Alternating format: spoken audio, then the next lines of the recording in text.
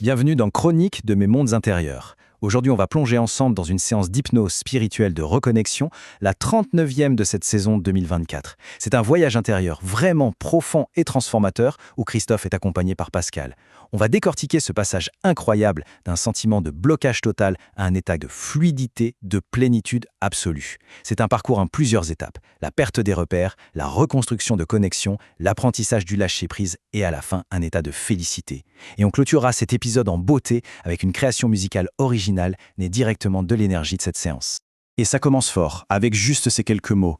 Latitude, longitude, point zéro. L'image est saisissante, non ? On sent tout de suite le décor. Le compas intérieur n'est pas juste en panne, il est complètement réinitialisé. On n'est pas perdu géographiquement, on est à un point de départ existentiel. C'est une perte de repère fondamentale. Alors, cette première étape du voyage, c'est donc ce sentiment profond de paralysie. C'est une inertie que je pense beaucoup peuvent reconnaître. On sait très bien qu'il faut avancer, mais on est totalement incapable de faire le moindre pas. Allez, explorons un peu ce qui se cache derrière ce blocage. Ce qui est vraiment révélateur ici, c'est la nature de cette paralysie. En fait, elle ne vient pas tant de la peur de l'inconnu que de la peur de se tromper, de prendre la mauvaise direction. C'est symbolisé dans la séance par le Cap Horn, un endroit dangereux. Cette crainte de faire une erreur est tellement forte, tellement intense, qu'elle mène à l'immobilité totale. Et c'est là qu'on touche à un paradoxe très douloureux. On a objectivement tout pour être heureux, mais on se sent incapable de bouger, comme englué dans une léthargie profonde. Le cœur du problème, c'est donc ce conflit intérieur. D'un côté, il y a la stagnation, la peur, le compas cassé. Et de l'autre, il y a cet appel intérieur très puissant qui pousse à l'action. La solution qui se dessine, c'est un vrai changement de guide. L'idée, ce n'est plus de se fier à une logique interne qui ne marche plus, mais de commencer à prêter attention aux signes extérieurs, à ces fameuses coïncidences qui ont du sens, les synchronicités. Bon, alors la question c'est, comment on sort de cette impasse ? La voie qui est proposée, ce n'est pas une transformation radicale, instantanée, non. C'est plutôt la construction petit à petit de nouvelles connexions qui sont symbolisées ici par des ponts. L'image du pont de singe, elle est géniale, elle est vraiment parlante. L'idée, ce n'est pas du tout de se lancer dans des projets pharaoniques, de construire des structures massives, permanentes, qui demanderaient un temps, une énergie de dingue. Non, il s'agit plutôt de créer des liaisons légères, rapides à monter, juste assez solides pour traverser. C'est une métaphore super puissante pour l'action simple et directe. On établit des points d'ancrage et on avance, pas à pas, sans se laisser noyer par la complexité de la tâche. Et là, on touche à un autre point vraiment fascinant révélé pendant la séance. C'est ce lien à la fois sémantique et spirituel entre le mot vocation et le mot invocation. Pour répondre à sa vocation, c'est-à-dire à son appel le plus profond, il faudrait en fait pratiquer l'invocation. Autrement dit, il faut appeler à l'aide, reconnaître qu'on ne peut pas tout faire seul, c'est tendre la main avec la confiance profonde qu'une aide va arriver. Et cette idée de tendre la main, de faire confiance, eh bien, elle nous amène droit au cœur de l'enseignement de cette expérience.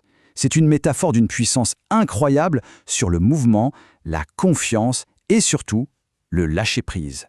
La question devient alors très concrète. Comment est-ce qu'on transforme ce sentiment d'être complètement bloqué en un élan fluide, presque sans effort ?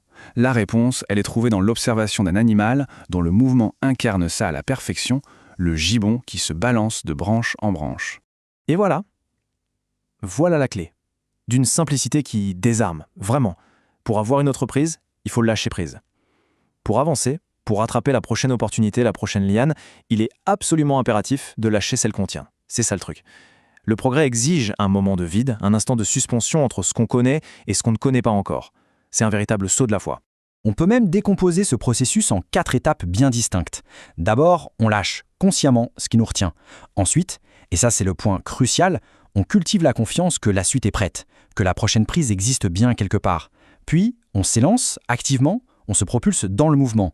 Et enfin, la répétition. La répétition de ce cycle, elle ne fait pas que nous déplacer, elle construit un élan intérieur, une assurance qui se renforce à chaque saut. En fait, adopter cette méthode du gibbon, ça transforme profondément notre état d'être.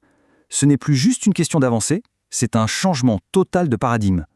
L'assurance se construit, la confiance devient plus profonde, l'énergie qui était complètement stagnante avant est mobilisée. Et le plus important, c'est qu'on passe d'un état de contrôle où chaque mouvement est calculé par peur à un état de flux, de flow, où on se laisse porter par le mouvement avec confiance et alignement.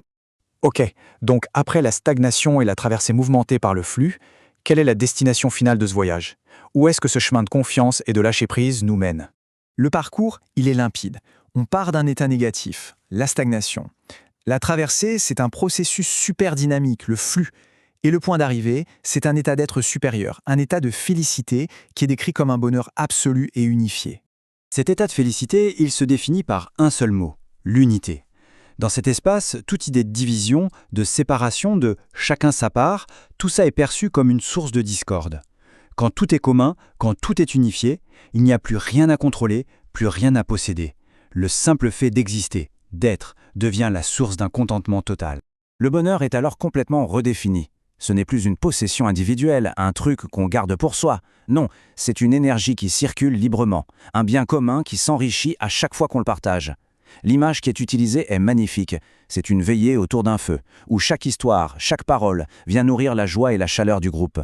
Le bonheur de l'un devient littéralement, et je pèse mes mots, le bonheur de tous.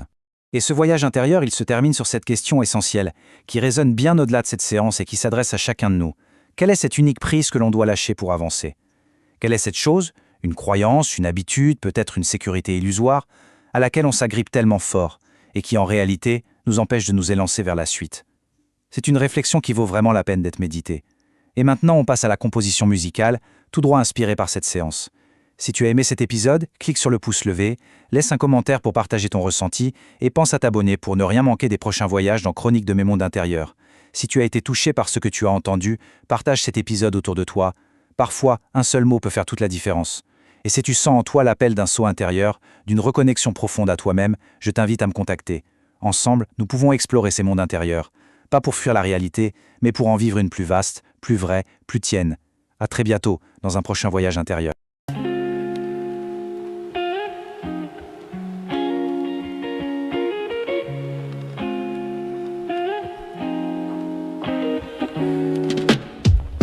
Ma boussole tournait en boucle, latitude, longitude, perdue dans le flou. Le cap semblait effacé, mais une voix en moi dit c'est maintenant. Pas de mur, pas de béton, juste un fil, un signe, un élan.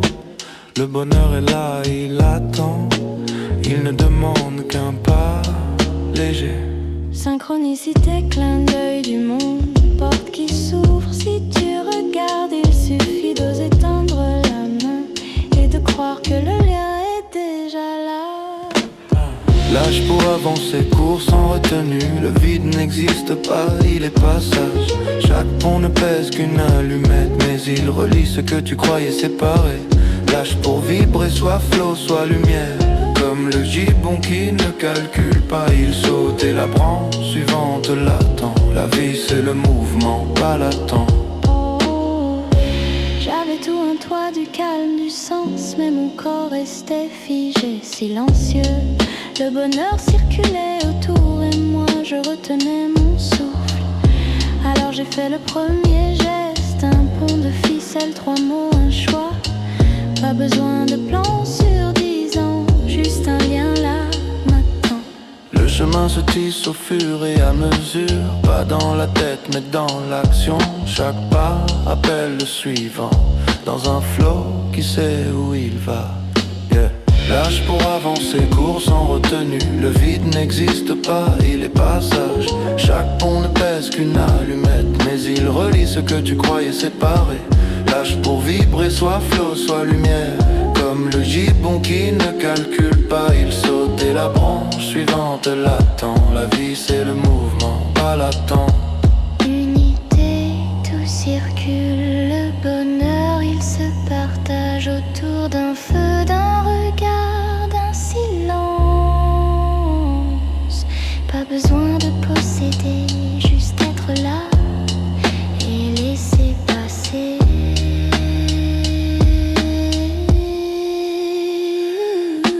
Lâche pour grandir, lâche pour créer. Ce que tu tiens trop fort, tu ne le vis pas. Des ponts d'allumettes, ça suffit. L'essentiel, c'est d'oser traverser. Lâche, c'est l'élan le plus fort. C'est la confiance en ce qui vient. Le flot t'attend, le monde t'appelle. Saute la branche, est déjà là. Dans les jeux